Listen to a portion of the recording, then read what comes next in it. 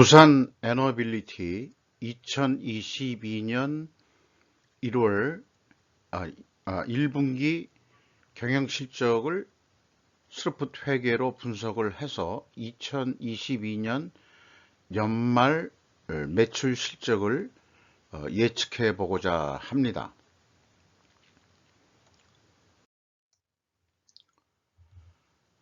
두 번째 대문으로 가끔 요거를 올리는데요. 잊지 않기 위해서도 그렇고, 제가 그 스루풋 손익으로 실전 분석을 하는 이유는 원가 회계의 원가 세계가 이제 그 수명이 다했다. 또 바람직하지 않은 결과들을 나타내고 있다. 이런 인식 때문에 스루풋 세계의 사고방식으로 바람직한 결과를 얻고자 하는 것입니다. 그리고 또 가끔 가다가 이런 말씀도 부탁을 좀 드려보는 거죠. 네.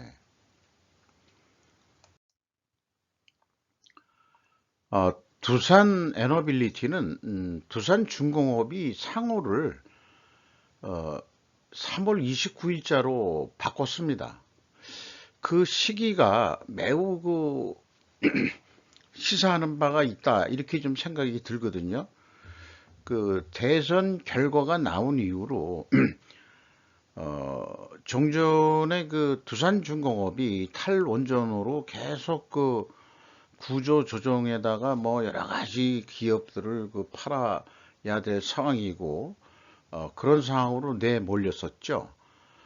그래서 많이 그 문재인 정권 하에서 구조 조정을 했고 지금 잘 견디고 있었는데 뭐 풍력 발전도 하겠다, 뭐 또 도와줄 수도 있다, 뭐 이런 얘기들이 오가다가 새로운 또 윤 정부가 생기면서 탈원전 정책이 뒤집어지는 그런 시기를 맞이해서 두산중공업한테는 다시 기회가 왔다. 뭐 이런 생각도 좀 해보게 됩니다. 주가는 그 19,650원으로서 2021년 말보다 조금 그 하락을 했습니다. 그래도 장부 가격으로는 173%를 유지하고 있습니다.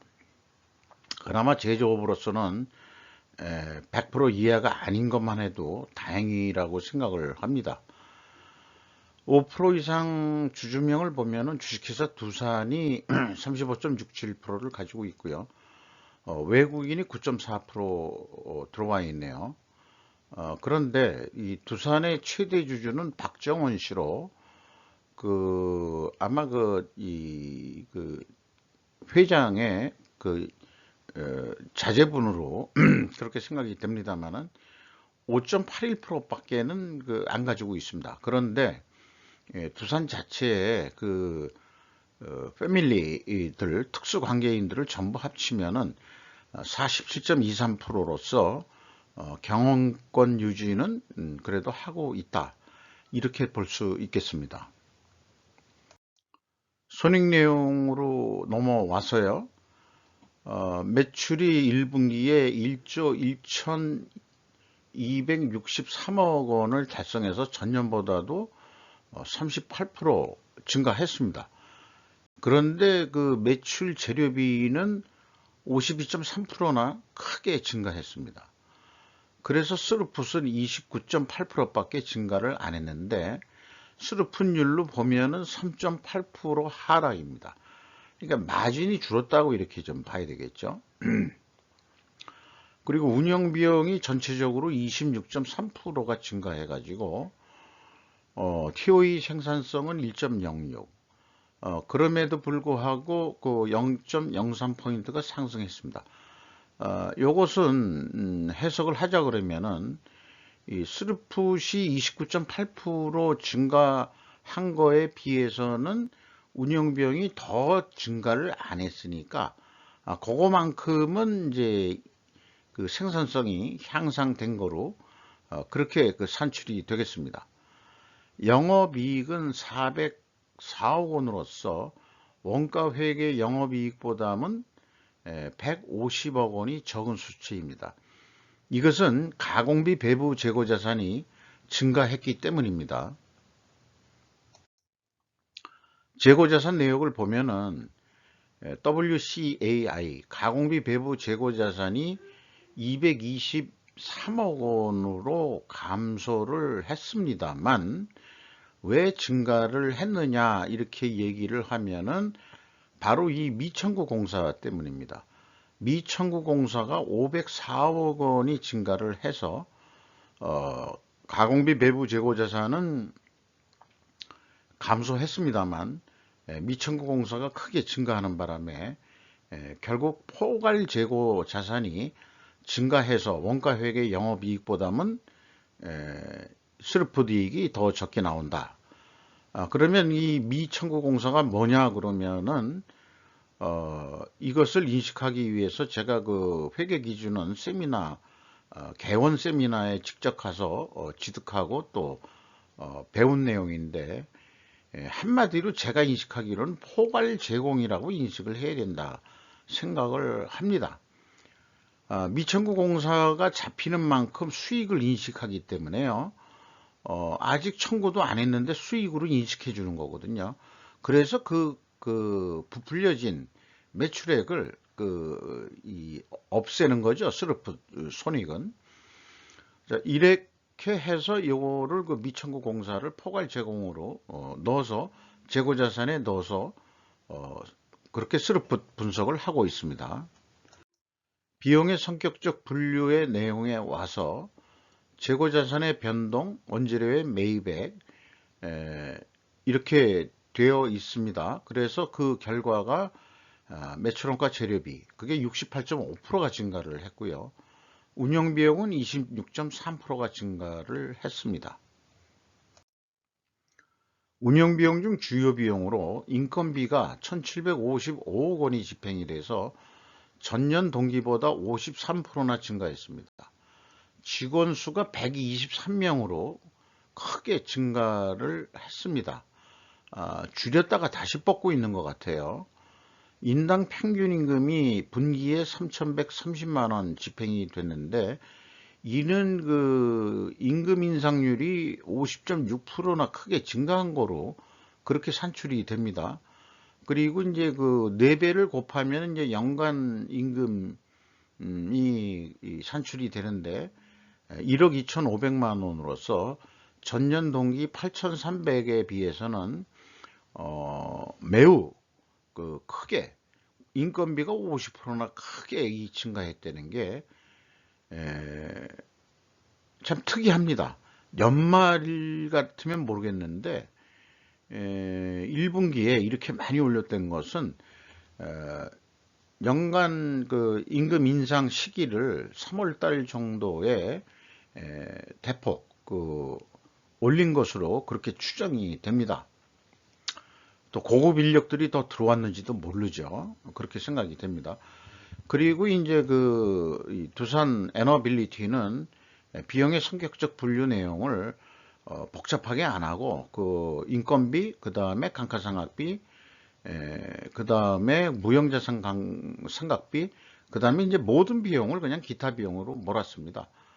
그게 이제 4,172억 원이 집행이 됐는데 운영 비용 중 차지하는 게 이제 65.8%로 2.2%가 감소했습니다.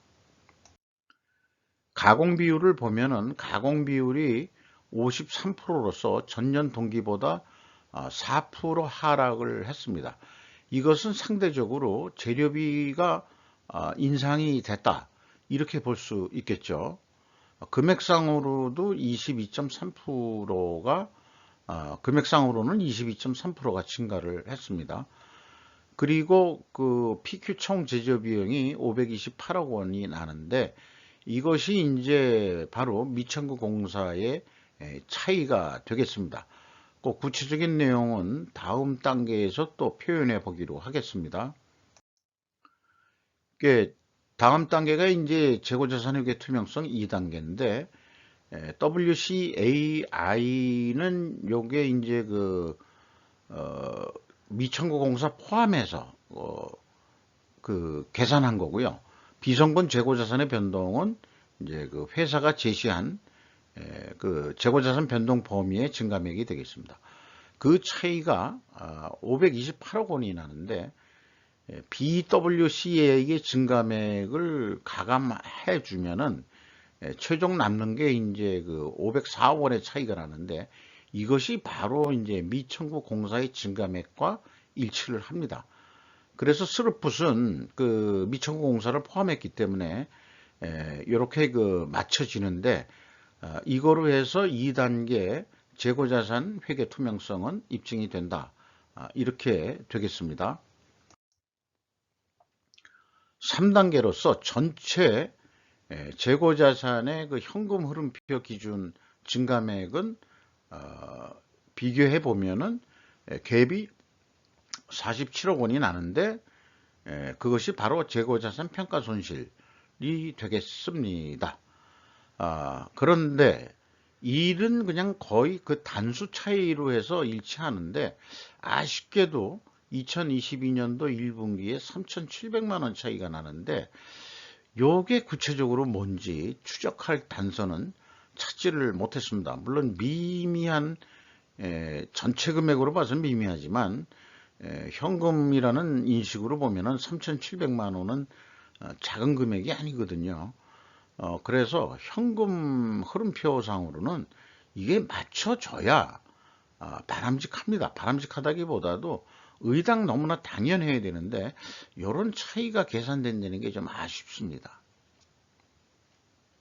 상대적으로 그만큼 재고자산 회계 투명성이 박지 못하다 일부 그렇게 얘기할 수 있는 거겠죠. 경영평가 지표로 넘어와서요. WCAI 그 회전율이라고 했는데 이게 이제 그 미천공사를 포함한 겁니다. 그래도 요게 이제 0.6으로서 전년 동기보다는 0.15포인트 회전이 그 상승을 했습니다. 그리고 TOE 생산성도 상승을 했습니다. 이렇게 동일 방향으로 상승하면은 재고자산 원가 매출 원가 회계가 투명하다고 가정을 합니다.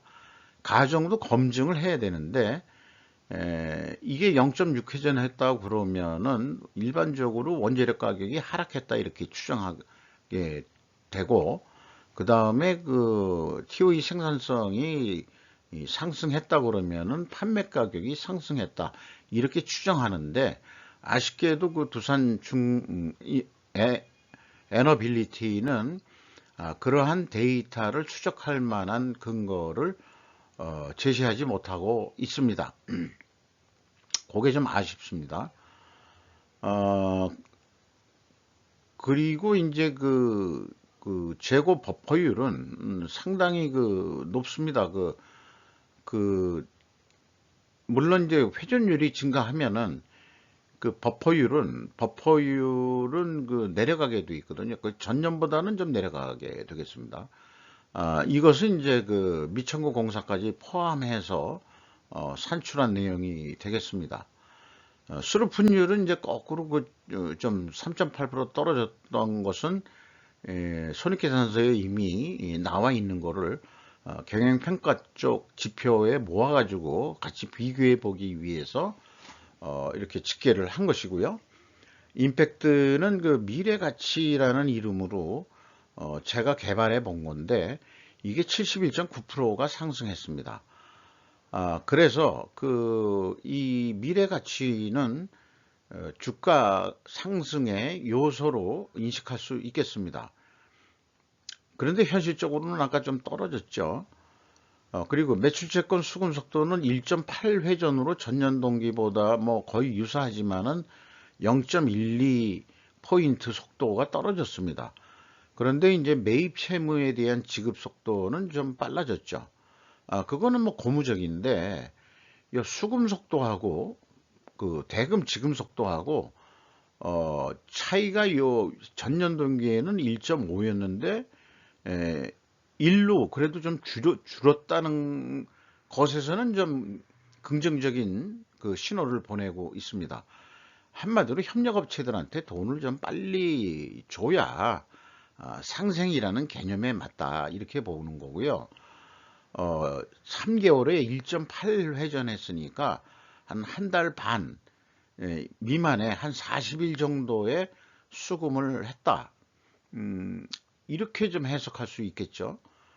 그런데 이제 그 매입 채무의 지급 속도는 3개월에 1회전 정도를 못 줬다.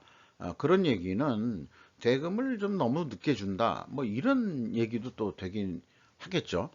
그만큼 그 현금 보유 사정이 안 좋을 수 있다. 이거를 현금 재무지표에서 나중에 확인해 보기로 하죠.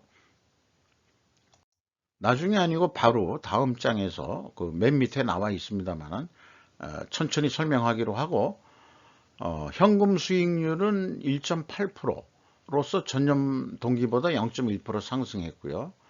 이런 것도 이제 사실은 그 주가 상승 요인으로 인식을 하고 있습니다. 그리고 채권자한테 무려 1조 3,680억 원을 갚았습니다. 그래서 그 이자 부채 레버리지율이 30.4%에서 22.5%로 낮췄습니다. 그러면 이게 무슨 돈으로 이렇게 많이 갚았느냐?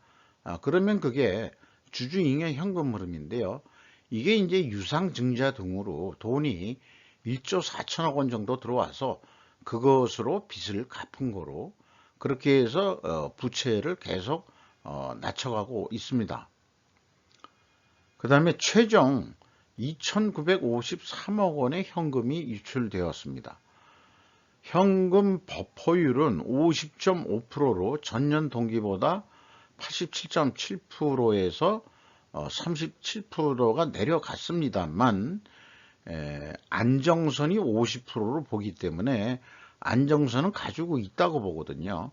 이런 상태라면은 매입 채무의 지급 속도를 더 빨리 해줘도 되지 않겠냐, 이런 생각도 들어갑니다. 그런데 이제 우선순위가 이제 그 빚을 갚는데 돈을 먼저 썼던 거로 그렇게 좀 인식이 됩니다. 그게 그래서 유상증자도 그렇고 투하자본이 증가하는 바람에 이익잉여금률은 2.5%로 낮아진 거로 이렇게 산출이 됩니다. 60년이나 된 기업이 이익잉여금의 여충률이 2.5%라고 그러면은 참 아픈 현실을 얘기하고 있는 거거든요. 이게 어떤 기업은 천몇백 프로 뭐 이렇게 나오는 기업도 있는데 한 5년 동안에 그동안에 벌어놓은 걸 거의 다 까먹었다. 뭐 이렇게 얘기해도 과언은 아니겠습니다. 한번 그 이 사양길에 들어가면은 걷잡을 수 없이 벌었던 돈이 화살 지나가듯이 밀물 썰려 나가듯이 벌어놓은 돈이 그냥 싹 그 쓸려 나가는 그런 기분입니다. 그래서 그 주주잉여 현금 흐름의 내역을 보면은 1조 4,336억 원의 그 자본이 더 추가로 들어왔는데 신주 인수권 행사로 2,967억 원이 들어오고 유상증자로 1조 1,369억 원이 들어와서 총 1조 4,336억 원의 자본이 증가를 했습니다. 그리고 그동안의 그 이익 결성금을 이익잉여금을 자본잉여금을 빼가지고 결성금으로 되어 있던 거를 자본잉여금을 빼서 이익잉여금으로 돌려놨습니다. 이 자본잉여금이라 그러면 이게 납입자본금에 들어가는 성격이거든요. 이게 결성금을 좀 어떻게 없애야 되니까 자본잉여금에서 그러니까 유상증자를 하면서 이 발행 그 차액이 또 생겼기 때문에 이렇게 이 자본잉여금에서 이익잉여금으로 결성금을 처리한 것으로 그렇게 보입니다. 죄송합니다. 자, 이렇게 분석을 해가지고 연말 실적이 어떻게 될 것 같느냐 이런 예상을 해보면은 뭐 별 어떤 뾰족한 수는 없습니다. 그냥 4배를 해보는 겁니다. 4배를 해보는데 접근 요소는 이익도 4배가 된다. 그 다음에 판매관리비도 4배가 증가할 것이다. 그러면은 매출액은 392% 증가한 것으로 산출이 됩니다. 그러면 이제 그 변동 요소가 매출 원가 때문에 5조 5천억이라고 예상이 되는 건데, 그것은 이제 제작 원가의 그 내용대로 생산 재료비도 4배 되고 가공비도 4배 된다고 하더라도, 그래서 요 두 개를 합치면은 총 제조 비용이 되는 거죠. 여기에서 기초 재고를 더하고 그 다음에 기말 재고를 빼면은, 기말 재고를 10% 줄인다고 봤습니다. 그러면은 원가가 매출 원가가 4조 7천억 원이 된다. 원가가 391% 정도 증가할 것이다. 요 금액이 와가지고 그렇게 되면은 매출액이 5조 5,413억 원 정도가 나오게 된다. 이렇게 이제 예측을 해 보는 겁니다. 그러면 그렇게 예측을 했는데 이것을 어떤 단품 납품이라고 가정을 해서 비율을 해서 한번 진행을 더 좀 시켜 보면은요, 예측이 그렇게 된다고 한다면은 말하자면은 이제 그 어떤 그 단품 공사라든지 이거를 550만 원짜리 견적을 내는 거죠. 이렇게 그 저 내용들은 그 충분히 그 원재료 가격 그 뭐 인상되는 거 뭐 등등을 다 감안해 가지고 이런 견적 내용을 쓸 수가 있는 거죠. 그래서 이제 550만 원의 견적을 내면은 이제 계약은 대부분 깎이죠. 그래서 530만 원에 계약이 됐다. 한다 그러면은 남는 돈은 3만 5천 원뿐이 나오지가 않습니다. 이게 이제 뭐 원자력 발전이라든가 아니면은 무슨 뭐 종합건설업까지 한다고 그랬는데, 또는 주물도 하는 회사거든요. 이 주물 같은 거에 대형 주물은 현재 우리나라에서 두산 에너빌리티 외에 큰 그 로를 가지고 있는 데가 두산중공업뿐이 없다 하는 얘기를 들은 적이 있습니다.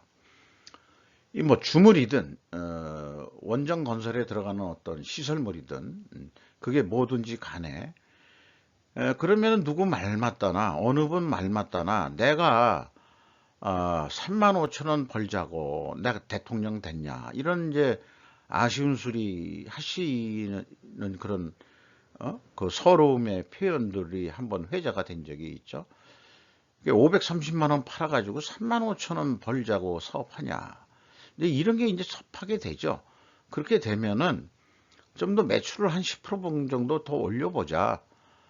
그렇게 노력을 하면은 생산 재료비는 5% 정도 증가할 거고 가공비도 5% 정도 증가할 겁니다. 왜 그러냐 그러면은 생산 재료 비율이 47% 정도 해당되고 가공비가 53% 정도 되거든요. 그래서 한 소수점으로는 좀 틀리겠습니다만은 단단위로 얘기했을 때는 5% 증가한다. 그렇게 해서 총 제조비용이 495만 원인데 여기에다가 기초 재고를 더하고 기말 재고를 빼면은 493만 4,800원의 원가가 나온다. 그러면은 그 매출을 10% 올리면은 매출 원가가 4% 증가해 가지고 판매 관리비는 0.92%가 증가를 하고, 이것도 판매 관리 비율만큼 올라간다고 이렇게 보는 거죠. 그렇게 되면은 37만 3,500원의 이익을 낼 수 있다. 그래서 어떻게 생각하면은 530만 원에 파는 거래처가 있는가 하면은 영업을 잘해서 583만 원에 판매를 한다면은 영업이익을 거의 40만 원 가까이 남길 수 있다. 뭐 이런 또 그 비유로도 얘기해 볼 수 있겠죠. 자, 이것이 이제 원가 회계 사고 방식으로 접근하는 방법이고, 그러면은 스루풋으로 분석을 했다면 스루풋은 어떻게 예측을 하겠느냐 이런 얘기죠. 그러면 스루풋이라고 해서 뭐 뾰족한 수는 없습니다. 1, 4분기 거를 보고서 그 연말까지 예측을 한다 그러면은 단순히 4배 정도 곱하는 수밖에 없지 않느냐. 그게 이제 선형 예측이라고 그러는데, 말은 제가 이제 여기다 비선형 함수라고 붙였습니다만은, 요 스르픈율을 변화를 시키면은 비선형으로 변화가 될 것입니다. 근데 일단은 예측할 때는 요대로 두고, 그대로 두고, 실적대로 그대로 두고 4배를 하면은 5조 6천억 원의 매출을 올려야 된다. 이런 얘기가 되겠습니다. 그리고 또 한 가지 방법은 매출 재료비 기준으로 이렇게 예측을 하는 방법이 있고, 손익분기점 방식이 있습니다. 요것은 좀 많이 애용을 하면 좋을 것 같아요. 그 운영비용도 400% 오른다고 보고, 그리고 이익도 400% 오른다고 보고, 요 두 가지를 합칩니다. 합친 것을 스르픈율로 나눕니다. 나누면은 예상 매출액이 나옵니다. 이게 거의 비슷하거든요. 그래서 손익분기점 요 산식은 뭐 경제학자들이 만들어 놓은 건데, 제가 거기다가 조금 더 발전시켜서 거기다 영업이익까지 넣으면은 그 매출액이 나오지 않겠소? 그렇게 생각을 해봤던 거죠. 그랬더니 이게 딱 괜찮은 이 방식이에요. 그래서 손익분기점도 어떤 산업공학이나 뭐 이렇게 하신 분들이 나와서 컨설팅을 하는데 저한테 거꾸로 물은 적이 있습니다. 그래서 잘 모르겠다. 그래서 아니 나도 뭐 실전적으로 그걸 해본 적은 없는데, 옛날에 이 상장사 협의회 감사사 과정을 좀 책을 입수해서 공부한 적이 있는데, 제가 감사실 있을 때인데요.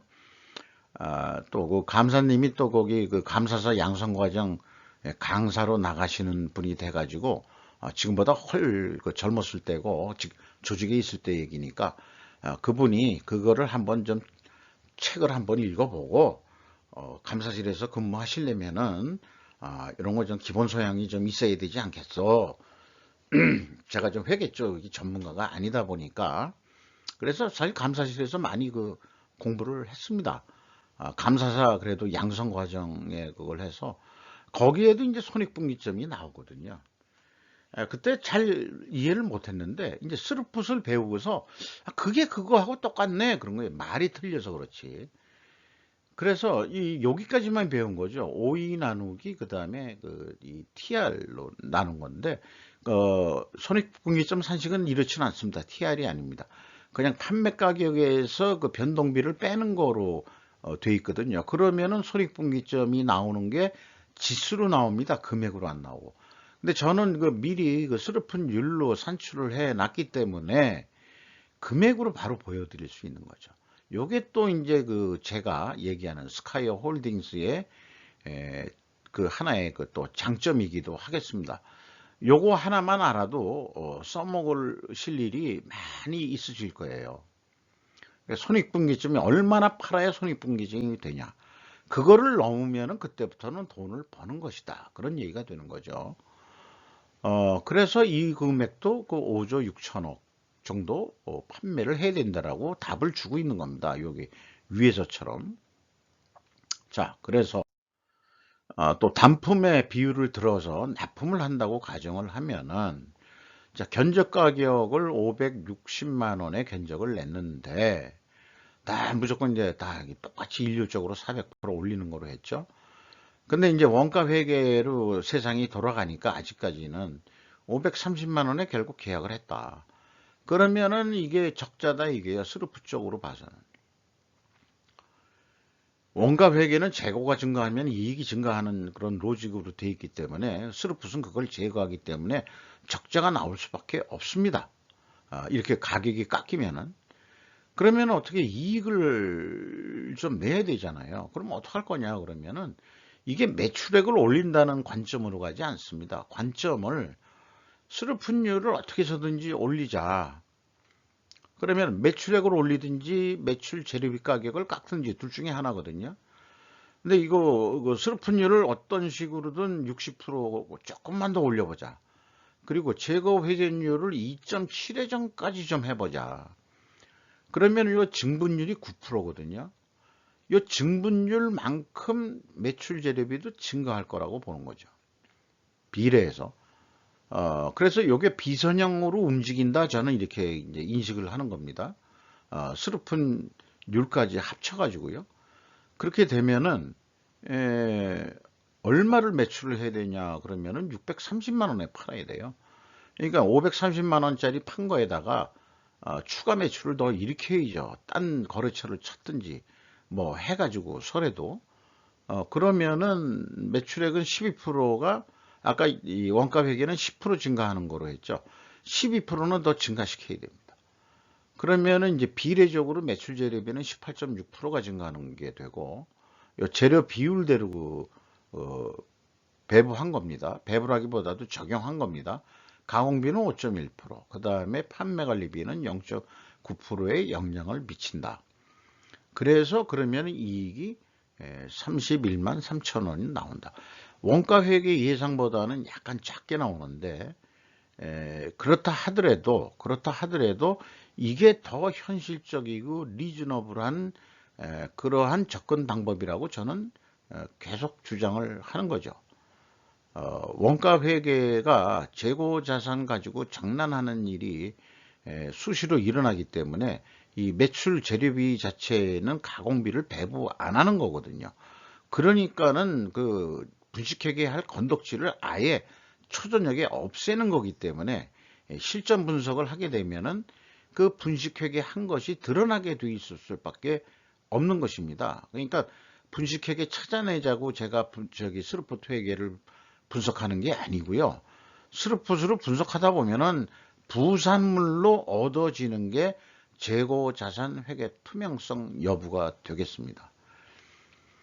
그래서 기업이 이 재고자산 회계 투명성, 재고자산 매출액의 매출원가 회계 투명성이 높아지고 그런 기업들이 한국에 많아질 때 자연스럽게 기업이 선명해야 정치도 선명해질 것이다 라고 저는 그렇게 주장을 합니다. 거꾸로 정치가 맑으면 기업도 맑아질 수 있다. 이렇게 해도 성립이 되고요. 기업이 맑으면은 정치도 맑아질 수 있다. 이렇게 생각을 합니다. 그래서 저는 경제적인 측면으로 얘기하지만은 이 정치는 경제와 정치는 동전의 양면이다. 또는 마차 바퀴다. 그렇게 그 쌍두 마차라고 그러죠. 바퀴가 두 개. 어떻게 비유로든지 간에 떨어뜨릴래야 떨어질 수 없는 그런 그 동반 관계가 정치와 경제다 이거죠. 경제 따로 놀고 그 다음에 정치 따로 놀고 그런 건 세상 천지에 없다 한 것이 나이를 먹으면서 더더욱 느껴지는 겁니다. 그래서 그 문재인 정권 때 정치는 미국하고 동맹, 경제는 중국하고 그렇게 해서 양다리. 뭐 말은 좋게 했지만은 그러다가 어떤 꼴을 당한다면은 이솝 우화에서 나오듯이 박쥐 신세가 되는 겁니다. 박쥐 신세. 지금 그 박쥐 신세가 될 사람들이 엄청 많이 있습니다. 제가 생각할 때는 또 기업들도 요랬다 저랬다 하는 기업들도 많이 있고요. 현실적으로는 중국에 투자를 많이 해가지고 중국 친중적인 기업들도 엄청 많고 여당이나 야당이나 친중 기업들도 엄청 많은 게 현실이거든요. 근데 지금 상황 돌아가는 거로 봐서는 미국에 동조를 해서 디커플링 해가지고 아니 커플링 해가지고 중국하고는 디커플링을 해야 된다. 이런 것이 이제 최근에 제가 가지고 있는 소신으로 다가옵니다. 뭐 조금 정치적인 의견까지 분석하다 보니까 말씀드리게 됐는데 이상 두산 에너빌리티를 통해서 또 탈원전 이런 피해를 봤던 기업이라서 생각이 나서 정치적인 측면의 얘기도 조금 제 개인적인 생각을 읊어봤습니다. 감사합니다.